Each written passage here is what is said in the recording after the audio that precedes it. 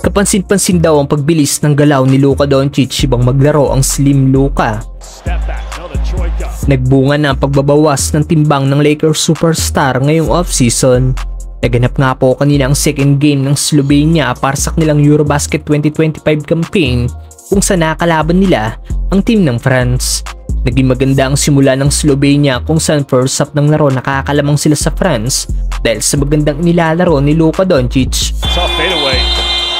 Pero pagdating ng second half dito na nakabawi ang France at tuluyang nakuha ang momentum ng laro at nakuha nila ang panalo sa skoro 103-95. Muntik pa magkagulo after ng game dahil isang player ng France ang gumawa pa ng isang layup sa mga huling segundo ng laro kahit malaki na ang lamang nila sa Slovenia.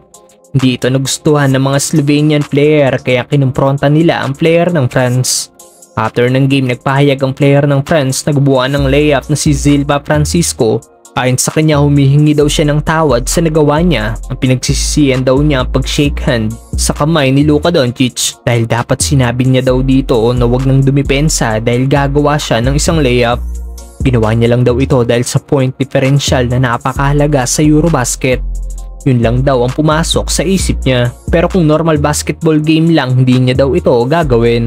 Para naman kay Luka, naging maganda nga pong laro ng Slovenian superstar kung saan nagtala ito ng 39 points, 8 rebounds, 9 assists at 2 steals.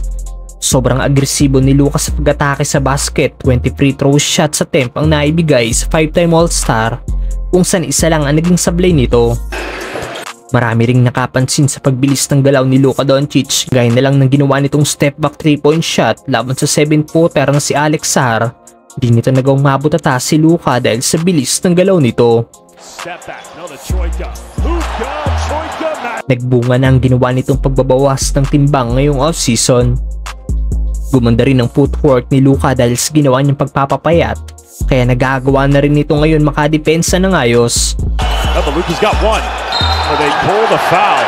Sa ngayon, 0-2 na ang standings ng Slovenia sa Eurobasket at may natitira pa silang 3 laro sa nasabing tournament. Kailangan nila itong maipanalo para makaabot sila sa knockout stage.